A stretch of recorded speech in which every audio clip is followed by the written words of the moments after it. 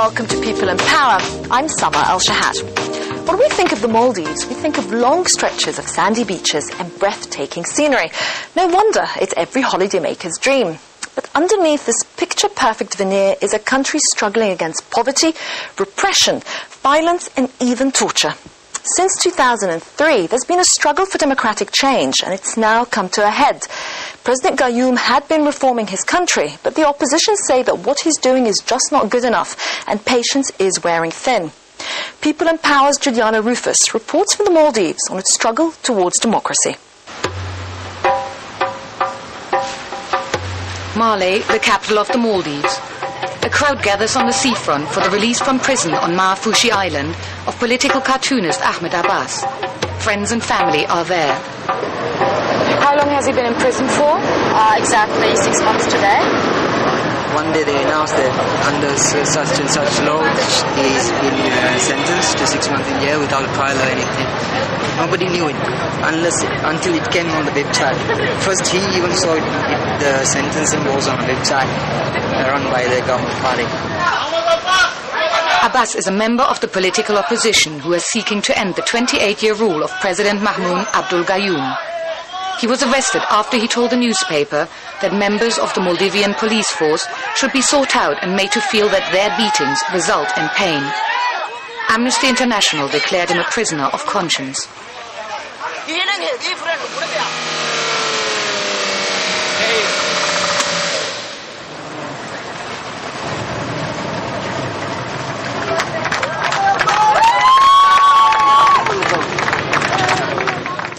Yet the very fact that Abbas felt he could risk voicing the opinion he did is also an indication that change is happening in the Maldives. As somebody who's been in detention a lot, there's a debate at the moment whether things are actually changing in the Maldives or not. What do you think? Are things changing here? We are changing it, yes. And we are very proud of it. So do you think democracy is coming? Sure. What is bringing democracy? It's the people, their attitudes are changing, they are more vibrant, they are more vocal, they are more active, It's forcing the regime to change. The upmarket tourist resorts of the Maldives are scattered across 1,200 islands. It is easy for the casual visitor to enjoy the sun, sea and sand without being aware of the struggle for democracy underway among the country's 300,000 people.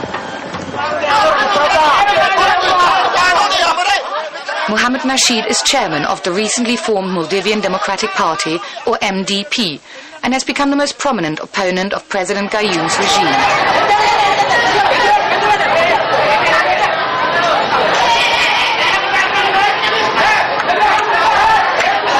We caught up with him on a support-raising visit to London. You say that the Gayoom government is a dictatorship. What are the characteristics that make it a dictatorship, in your opinion? Cronyism, the police state,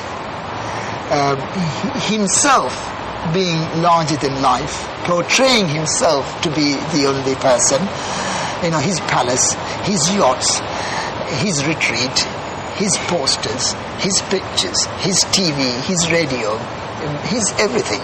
It's the megalomania, the man, the person. The president, however, insists he is a Democrat. We have a democracy here because we have regular elections according to our constitution. Members are elected for parliament once every 5 years, and the president is also elected by the people once every 5 years. So the basic principle of democracy is upheld here.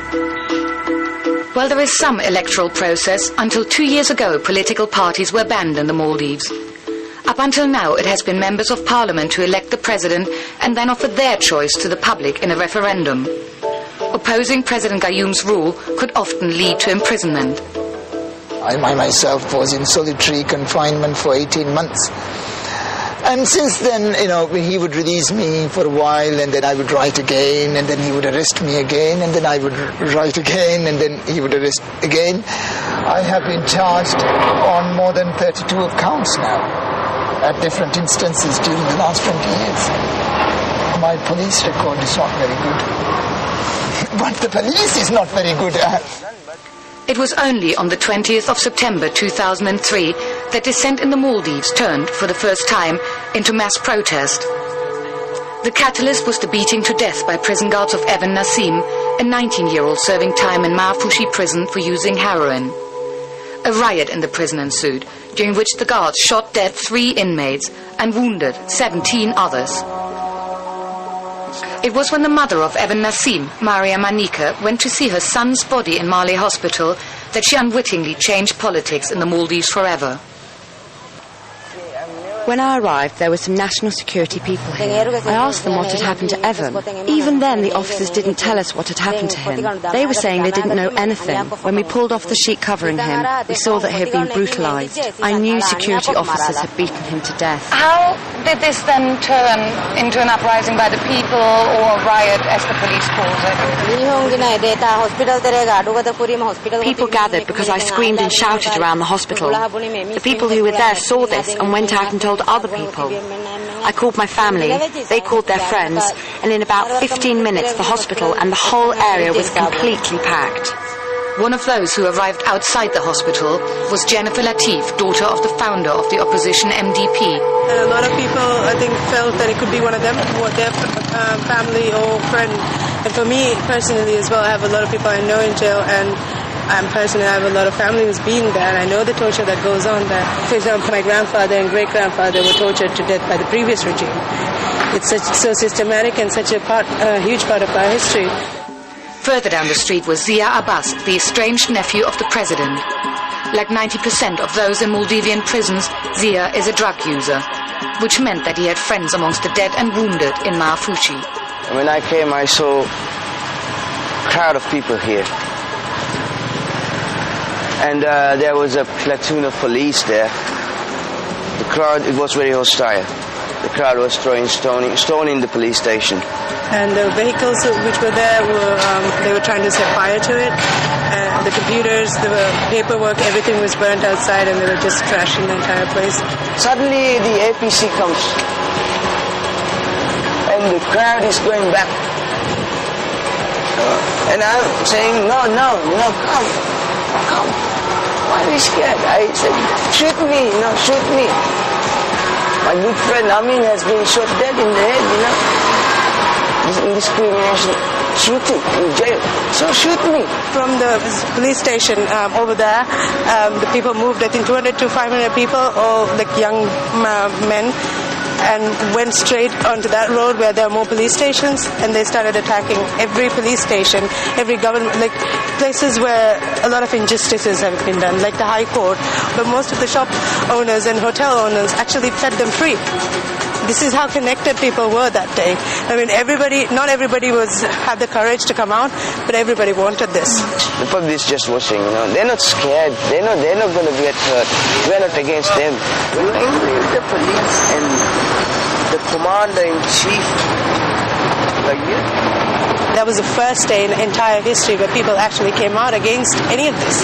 There have been many people who've been killed, but nobody is actually voiced out against that kind of brutality except 20 September. For some odd reason, that day was different. For the first time in the country's history, the president declared a state of emergency. Yet, out of the hundreds arrested, only 6 people were charged for terrorism. Jennifer and Zia were 2 of them. The charges were widely seen as politically motivated. Why did they focus on you two so much? He's the nephew of the First Lady.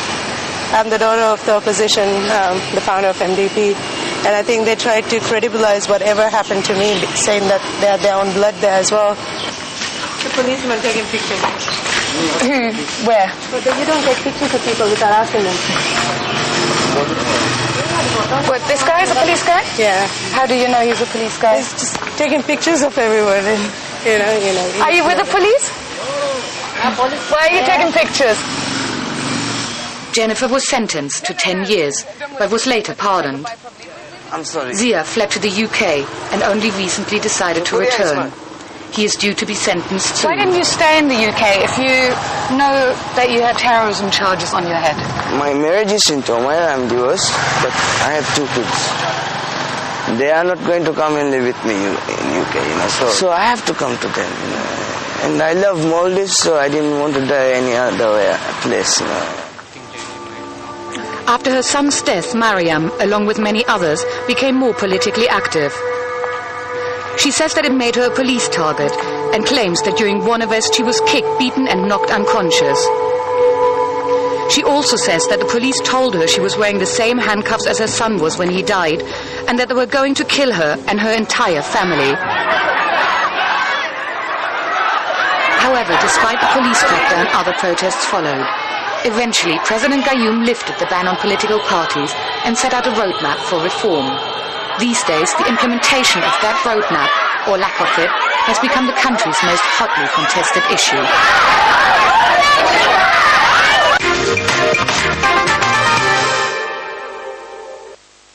In an instant, 30-foot-high tide of volcanic debris came tumbling down upon them and washed everything away in its path.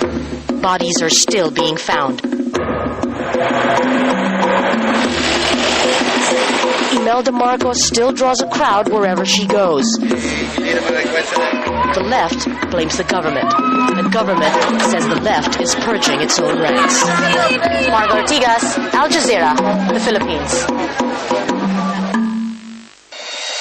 There are very dangerous trends within the Muslims of India. Terrorism as a method, as an idea, is not inside Afghanistan, it is outside of Afghanistan. You are absolutely wrong. There was nothing in that election that was fraudulent. Elections in tradition. Opinion makers giving their opinion. You told that to me, please. Talk to Al Jazeera.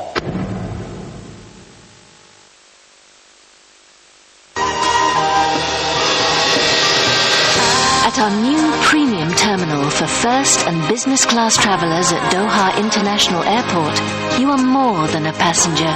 You are a VIP guest. The premium terminal sets new standards of luxury, comfort, and hospitality. Now flying to New York and Washington, D.C. Qatar Airways, your 5-star airline.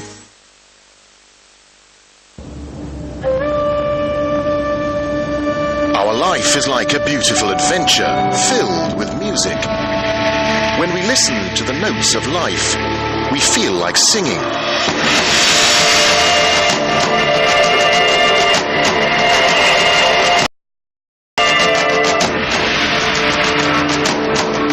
Every note has its magic, which takes us closer to nature.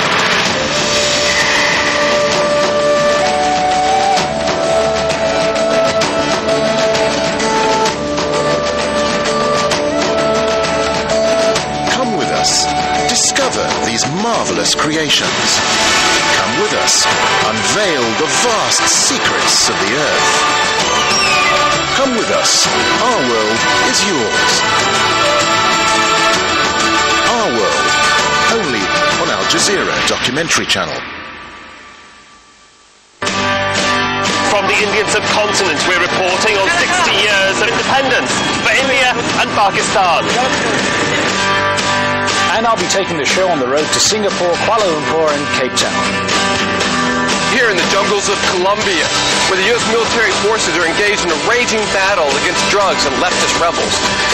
And we report on the Sierra Leone elections as the country tries to emerge from its war-torn past.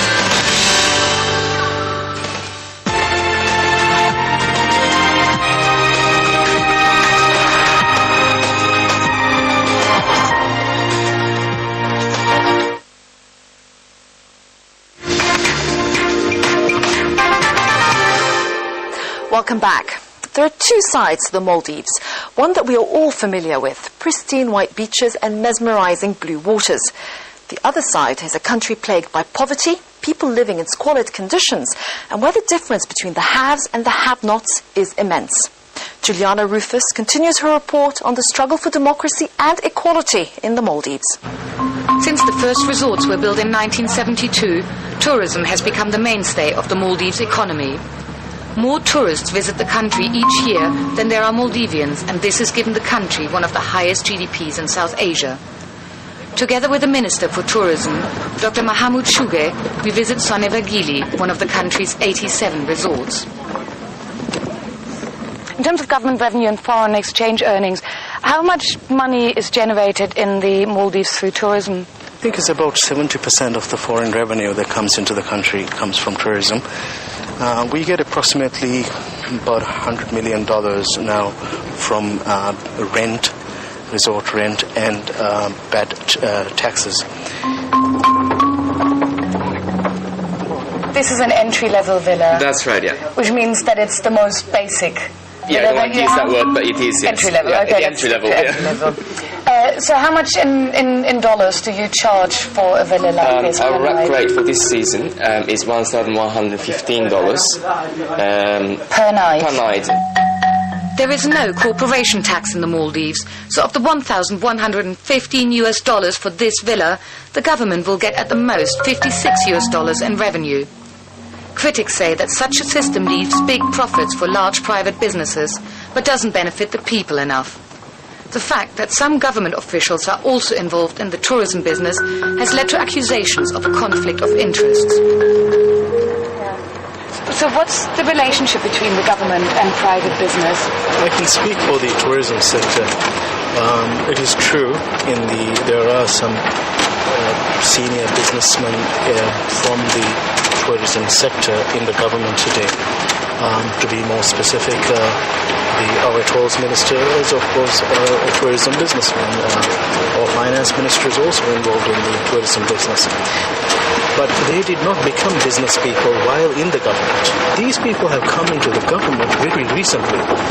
And I think it's only beneficial that business people with their experience, those people who have built the tourism industry in the Maldives, are now sitting around the table discussing what economic future policies to bring in. And I think that this is an industry that is for all Maldivians, that will benefit all Maldivians.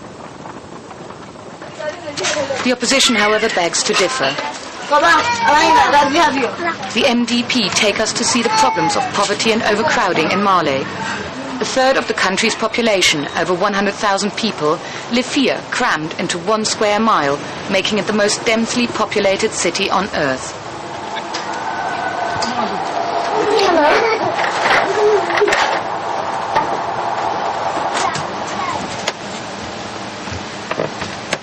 How many people stay in this house? More than 10. More than 10? Yeah.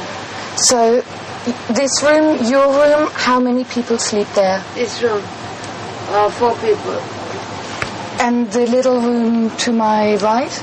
My younger brother and his wife. And upstairs 6? Yeah. No, from the government, they don't provide anything.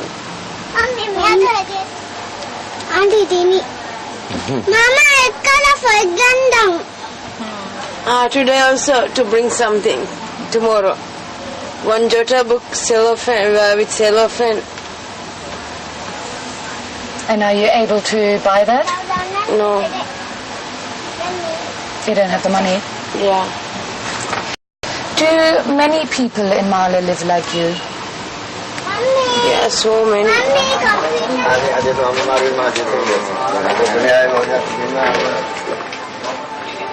Ibrahim Zaki used to be a government minister, but quit to join the MDP. Until recently, he was the party president. You know the corridors that we've just walked down? How many people live along those corridors? About 50 people live in those corridors. Every family has a single room to cook, to sleep, and they are with the children. And this is, what is very sad is that while we have such an impressive growth, GDP rate compared to South Asian countries, Maldives people does not enjoy this wealth. I have served in President Gayoom's cabinet for 10 years. And I have been the planning minister for 5 years and the tourism minister for 5 years. I have seen what the government is doing. What I cannot accept is the living standard of the people to be this poor while the leadership lives in wealthy and luxury, life. 10% of the population enjoys 90% of the wealth. The government says one of the biggest problems they face is the sheer geography of the Maldives. 99% of the country is water.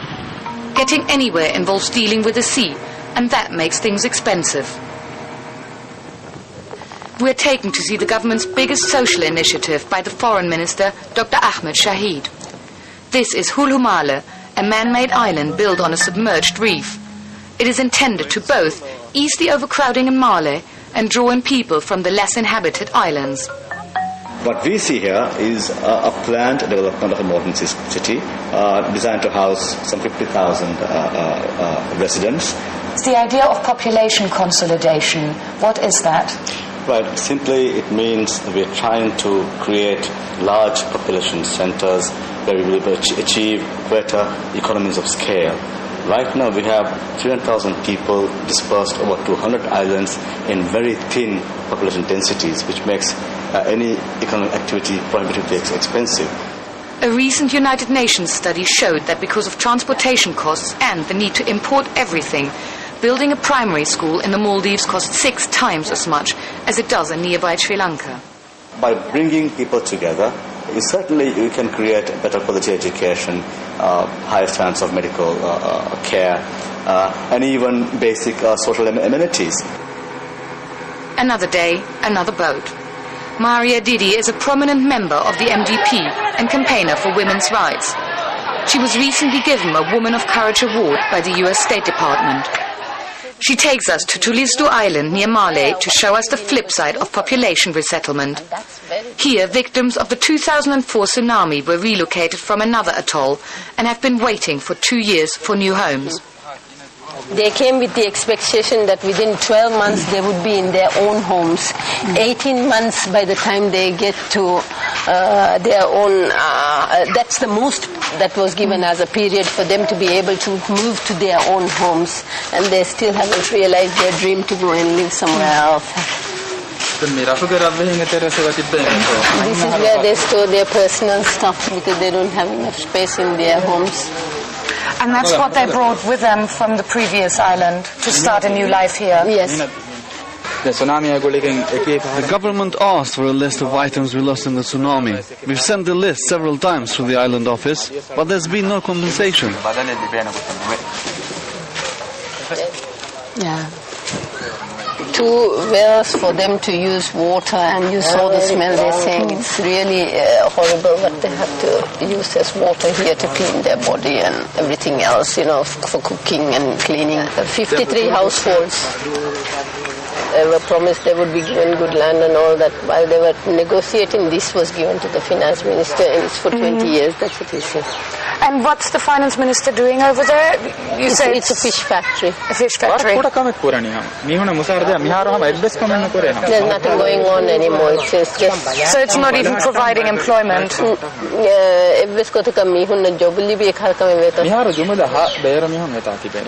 foreigners and a cook.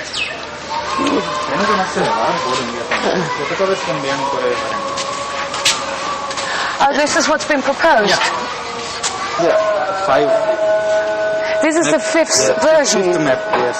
So you had 4 others before? Yeah. Do you think there will be number 6? Yeah.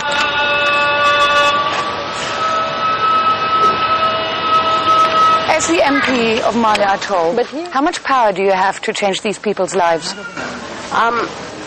Honestly speaking, as an opposition MP, I can only put pressure on the government and talk to the ministers and question them in Parliament about the claims that they have. They are there in the government even now, and they have the obligation to do these things for the people, whereas we are there in opposition just to be able to talk about these things and bring it to their attention in Parliament. Arguably, you've got the easier job. Arguably, we've got a difficult job because we have to come here and we have to listen to these complaints, and we have to take it to those people, and we have to still get elected when we haven't been able to do anything for them. So arguably, we have a more difficult job. Maria says that much of the poverty in the Maldives could be alleviated if earnings from tourism were more fairly distributed. We ask in Parliament, where is the money that comes into this country? Because we have more tourists than Maldivians in our country, and it's quite expensive as well, but where is the money? As I told you, hospital donated, Anything, island schools donated by different aids, Japanese aids. So where's the money?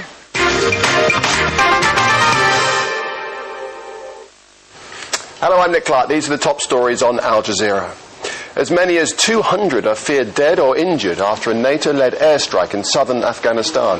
A coalition spokesman said the strike was targeted at a meeting of Taliban commanders, but local officials say a large number of civilians are among the casualties. A fragile ceasefire between the government and a separatist group in the Philippine island of Mindanao could be about to collapse. The Moro Islamic Front of Liberation has been battling for self-rule for decades, but last month the group ambushed government forces, and now the two sides are preparing for renewed clashes. Nearly 19 million people have been displaced in India and Bangladesh by monsoon flooding. The waters have washed away homes and crops, and nearly 200 people have been killed. Aid agencies are appealing to the international community for cash, adding that there are huge difficulties in getting food, clean water and medical supplies to those that need help. In an exclusive interview with Al Jazeera, the exiled opposition leader of the Democratic Republic of Congo, Jean-Pierre Bemba, has said he is determined to go back, but only if his safety is guaranteed. Bemba lost elections earlier this year and has been accused of treason over clashes between his forces and government troops. He shared with Al Jazeera his hopes for the future of his country. I expect respect of human rights, respect of the Constitution, leaving the opposition their space for their freedom of opinion, freedom of expression, and leave now the government lead the country and prepare ourselves for the next election. Faisal Wangita, a son of the former Ugandan dictator Idi Amin, has been jailed for 5 years in Britain for his involvement in a gang attack which left a Somali teenager dead. The 18-year-old was stabbed 20 times and hit with baseball bats, bottles and hammers. Wangita was acquitted of murder but jailed for conspiracy to wound and violent disorder. The judge described him as a serious risk to the public. Of course, you can keep up to date with all the news on our website, the address for which is aljazeera.net/English. But that's it for now. Next up is the second part of People and Power. Bye for now.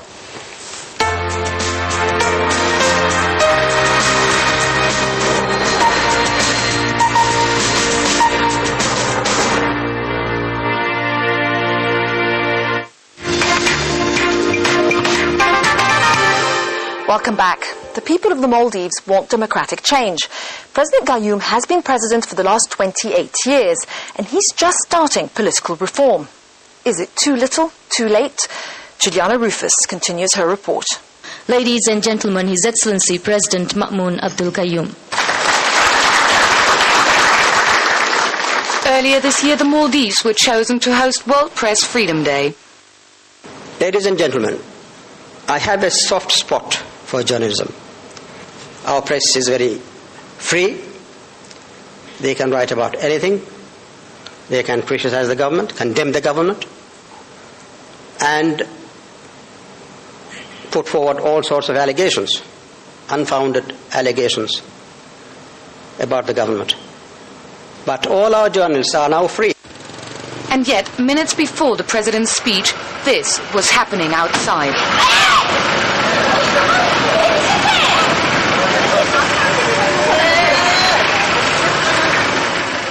Last few days there were about 3 or 4 journalists, women journalists arrested, and then they are protesting because of this.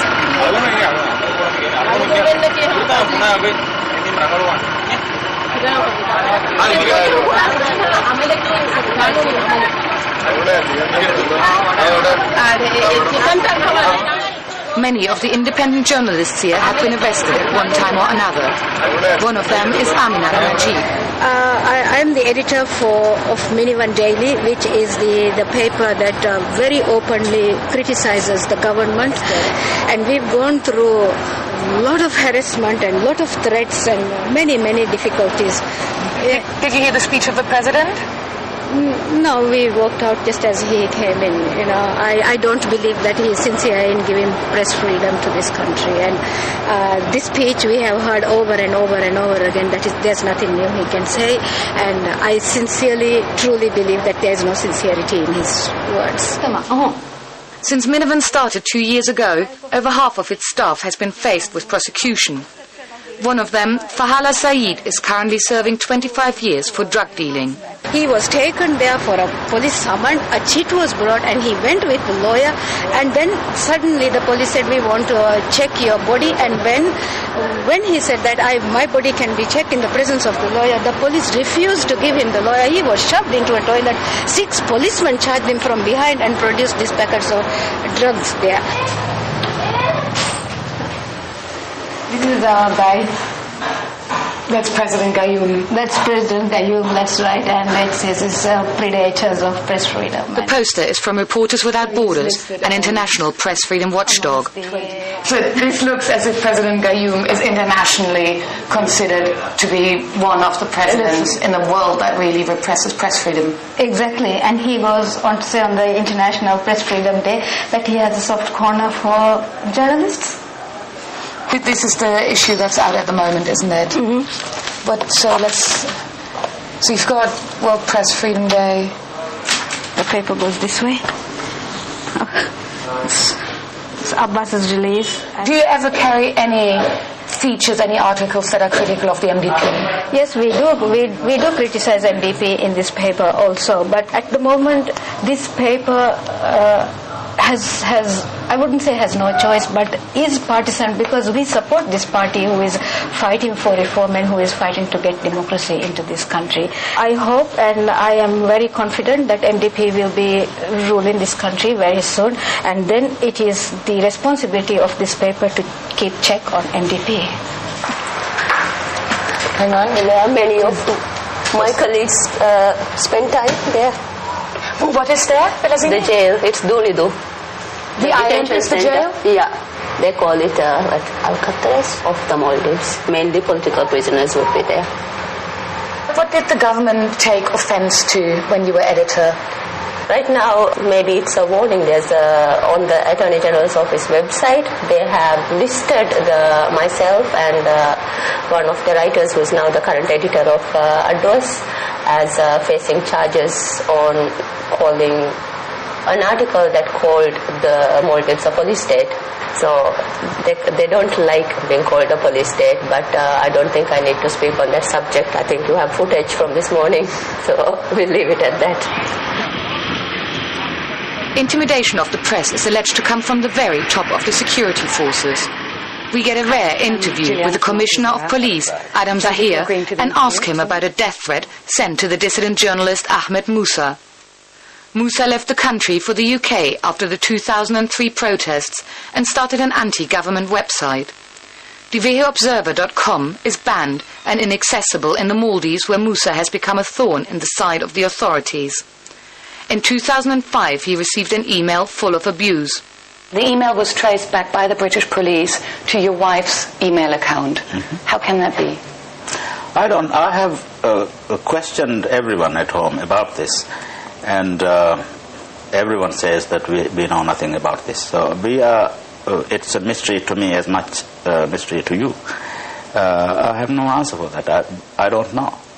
But you carry no responsibility for this email? I take no responsibility for that, because I know my wife and my children will not engage in such activities. We're trying also to understand how much has changed in the country. We witnessed that on World Press Freedom Day, your police force dispersed a very small demonstration of journalists who did nothing but hold up placards for a free press. Why did your police force tell these people to go away? Well, the police, when there is a gathering other than that has been prescribed by law, they will always advise them not to do that, disperse and go home. But these were, how many, 10, 12, not even more than 15 people. They didn't shout, they didn't make noise. All they did was hold up some placards, A4 pieces of paper. Was it necessary to disperse them? Maybe not. But you see, our country is very new to all this. we are also practicing the newfound freedoms, and therefore all these things will take time. Perhaps it will come a time when we will be able to simply smile at them and go. But you have been, on repeated occasions, you have been described to us as the most feared man in the country.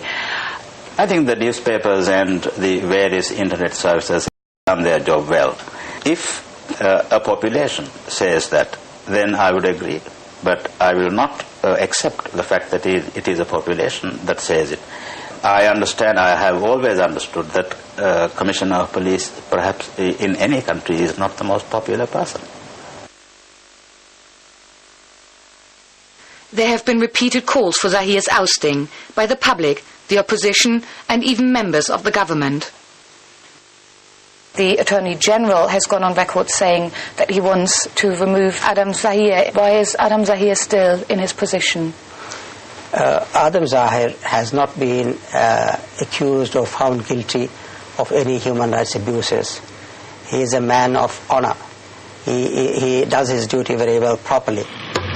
Many admit there is a greater degree of freedom these days, but there seems to be a battle going on within the authorities between the old guard, people like Adam Zahir, and the more liberal ministers who set out the roadmap for reform. They call themselves the new Maldives, and Dr. Shahid, the foreign minister, is their unofficial spokesman. Do you get frustrated that the reform process isn't acknowledged enough? I'm not surprised because those who would want reform will always want more. And I'm encouraged by the fact that there is international spotlight on the Maldives. I'm encouraged by the fact that there's a constant demand to do more. I'm encouraged by the fact that nothing we do ever seems to, kind of say that's enough, because you have to do more. We are the only country in South Asia to have emergent independence without inheriting a modern political system or a legal system. You have to develop it. So the difference now is we no longer want to perhaps mediate democratic concepts through local customs, but we're happy to embrace it fully. Now, I don't think the debate is fully over. A backlash might come, but somebody will say, no, you're going too fast, that you have to respect our local tradition. In many ways, Dr. Shahid appears closer politically to members of the opposition than he does to some in his own party. Some suspect that President Gayoom has split his cabinet equally between the old and new guard in order to be able to wield the casting vote. You've got some very reform-minded people, but you've also got some people in government who probably think it's too early to introduce some democratic reforms. How do you decide which side you listen to? Of course, I know the pulse of the people. I've been here for quite some time, and I feel I know what they want. And now the country is ready for a more liberal form of democracy than we used to have in the past. Because for one thing, we have now a better educational attainment than before. And there's so many young and educated people who have been abroad and who have seen how things take place abroad, and the new systems of democracy and government and so forth. So the country is now ready for a new form of democracy. But others question the amount of time it took the president, after 28 years in power, to decide the people were ready for more democracy. The President Gayoom, the one good thing he did for this country was the literacy campaign. I think this was in the 80s, and he had a huge success, now getting a very high literacy rate. But that was the time he could have also started on the democracy thing. That was the time when he could have had people read and learn and get to know. Many believe that the government's roadmap to reform was launched in order to avoid revolution. And many feel that no real reforms have been made as yet. Come next election, and if there is no constitution, new constitution, we are in for a good fight. You're threatening the government in some way. No, I'm not threatening the government. Well, this is always what happens to me. I've been branded as a terrorist many times because of observing what might happen. As a political journalist, do you think the opposition has a clear agenda? Do they have a party manifesto that they're explaining to the people? If you ask them, or as I have asked them on occasions, I always get the answer that if we are going to go out public, if we go out public with these things, then Gayoom is going to do it. He's going to steal it and do it and take credit for it. It's not political maturity. Everyone trying to take credit for what is happening while the people are really waiting for change. Change is not happening because the government wants credit for constitution change, opposition wants credit for constitution change, and there is no compromise or middle ground coming out. For half a century, this humanitarian fought off the horrors of his past to promote peace, atonement and human dignity. A person who is not sensitive to the other person's pain, something is wrong with that person. One-on-one on Al Jazeera. Got just 48 hours to discover life in the Serbian capital. 48 heads to Belgrade. Conservative country where not everyone's conservative. And discovers life post-communism isn't all it's cracked up to be. We have double standards here in Serbia. The biggest Christians here are the biggest war criminals. The country with rules I don't respect. 48 on Al Jazeera.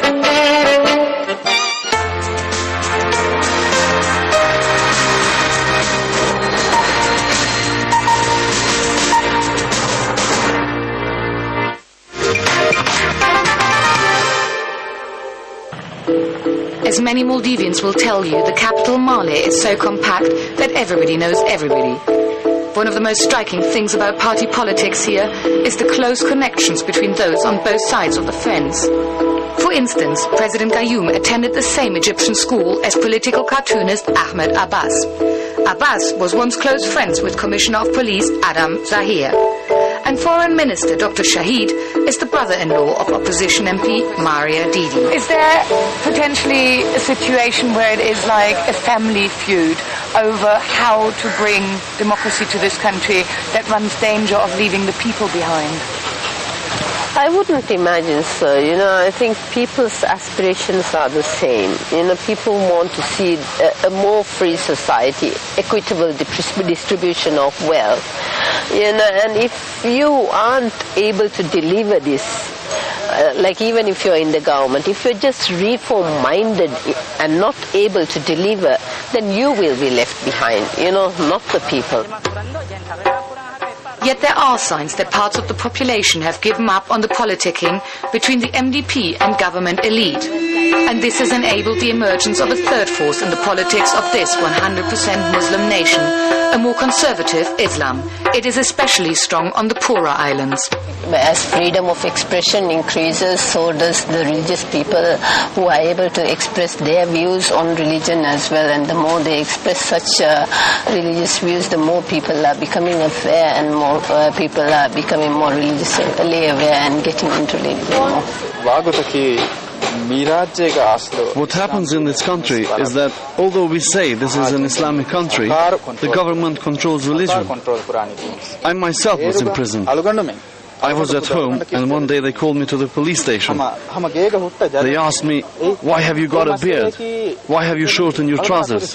No other questions. They just put me in jail there and then. He was also taken to jail. While the Maldives enforce Islamic laws like a ban on alcohol, the government also forbids what it sees as more extreme expressions of Islam. There is a law that women are not allowed to wear the dress that only shows the eyes. Yes, because that conceals their character. You don't know who you are talking to, who you are dealing with. So their face should be seen. That is even in Islam, even during the time of the Holy Prophet Muhammad sallallahu alaihi wasallam, women used to have bare faces. I mean, women were not, they did not cover their faces. So it's not Islamic to cover your face. I think what's happening is, people have gone to different countries, different Islamic countries and studied. The dresses, if you notice, people wear in different Islamic countries are different. And those who've gone to Pakistan, they have embraced this dress and come back, the little veil that, or the scarf everybody's wearing now. I think it's about 4 or 5 years now that, people have started putting this in general.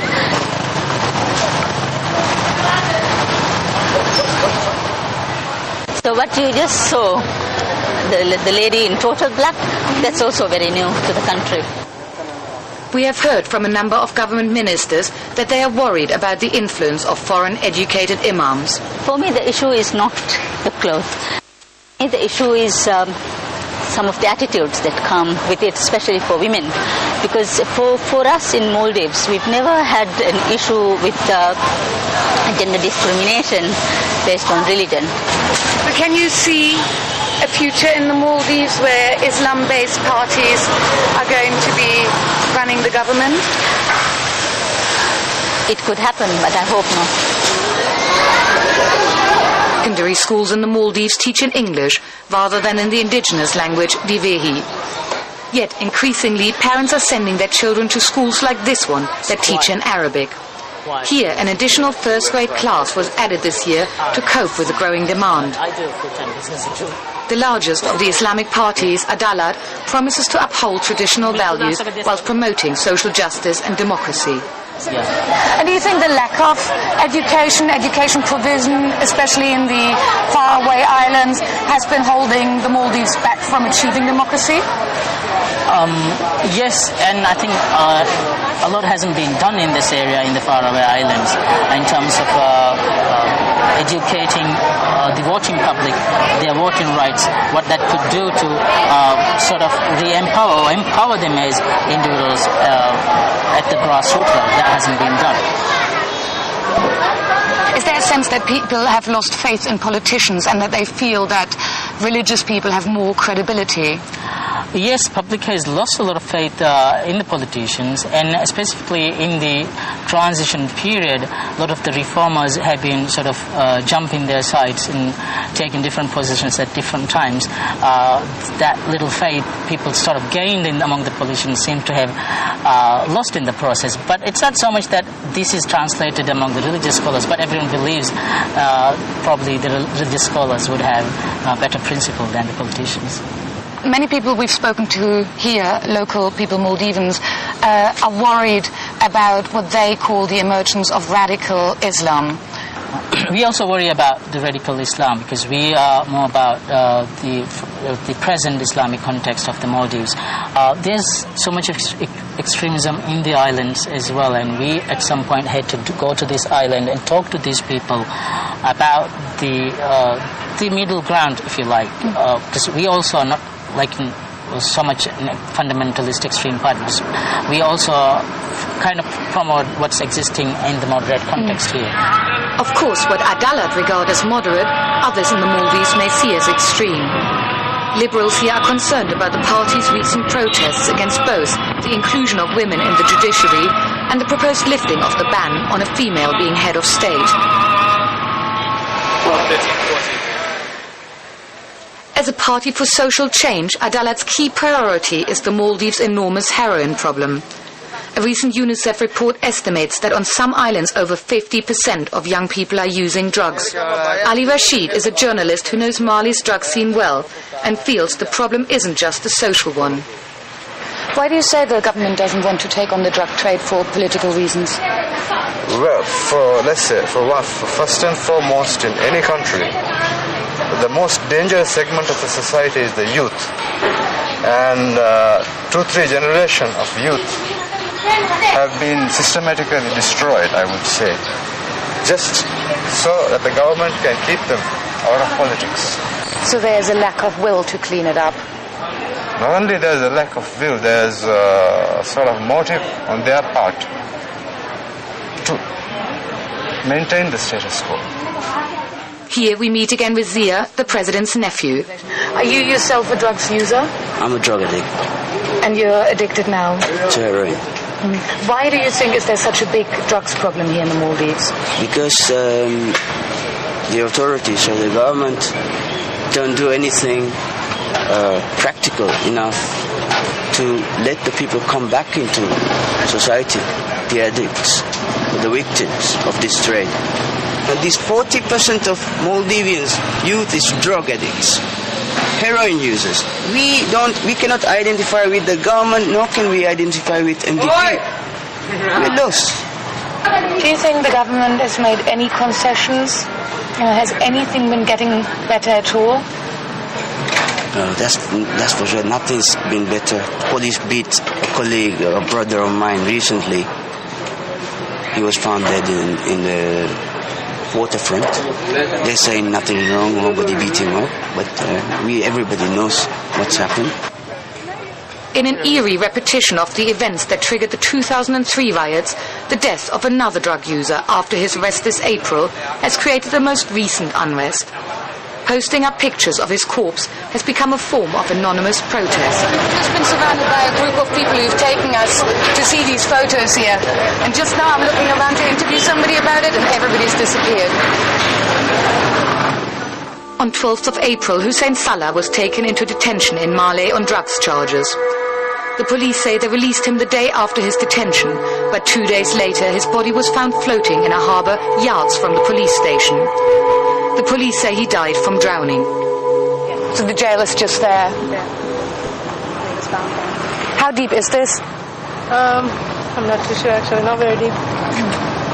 I mean, there's never a time when there are waves crashing here either where he would have gotten those injuries unless he tortured himself. And even if he'd fallen or committed suicide, like here there's CCTVs on the other end, on the other side there are TVs as well, so if he'd come along this road, they would have had footage as well. According to the lawyer for Salah's family, Husnu al-Soud, any CCTV footage of the crucial nights seem to have disappeared.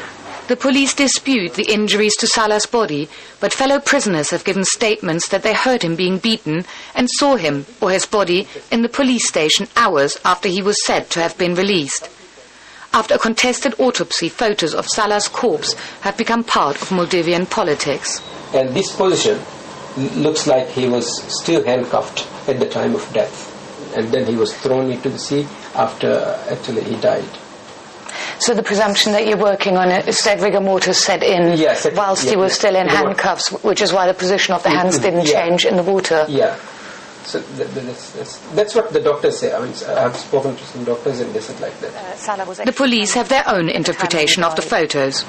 Actually, the hand was up on the water surface, the hand was gone up. Not that like this. It was gone up to the surface level. It was because he was floating that his hands are in this position? Like this, you see?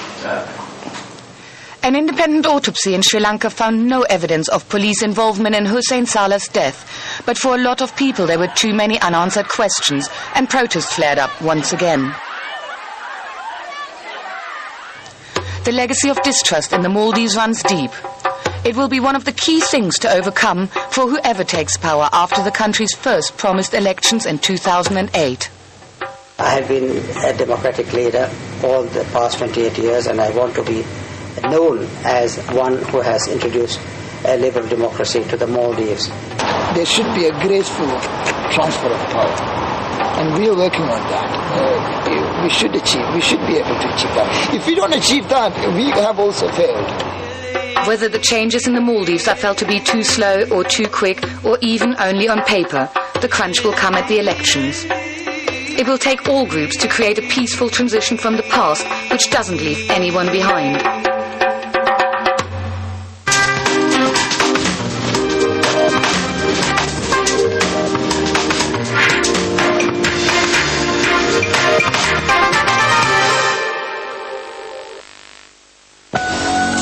Drizzle, as seen by Qatar Airways passengers, your 5-star airline. Hello there. Well, the southeast corner of Europe is looking forward to a little bit more rain in the next few days. Here's what we're looking at for Saturday. Some cloud, some fairly heavy rain, plenty of thundery activity too. All of that is gradually going to work its way further southeast towards parts of Greece and Bulgaria as we head into Sunday. Further west, well, there's high pressure in charge here, so for most of us it will be settled, but for the British Isles, yet more cloud and a few outbreaks of rain too. The heaviest of those will be towards the north for Scotland. Further southeast and for the coast, 29 or 30 degrees there and a lot of sunshine as well. Inland still very hot, and it will be a very windy day there for Kuwait City, but here it's a northwesterly wind, so at least it's a dry heat, it's not humid. Further south though, and for us it will be a little bit stickier as we head through Saturday and into Sunday, so 40 42 degrees. We'll feel a little bit more humid. It's further south along the coast. Salalah has more reasonable temperatures, 28 degrees, that's 82 Fahrenheit. But here we'll also have a lot of misty, murky weather as the Kharif is with us at the moment. For Yemen, there'll be quite a few showers around, and some of those are likely to be very heavy. But it's good news for northeastern parts of India, where it looks like the worst of the rain is beginning to pull away towards the south. The weather, sponsored by Qatar Airways.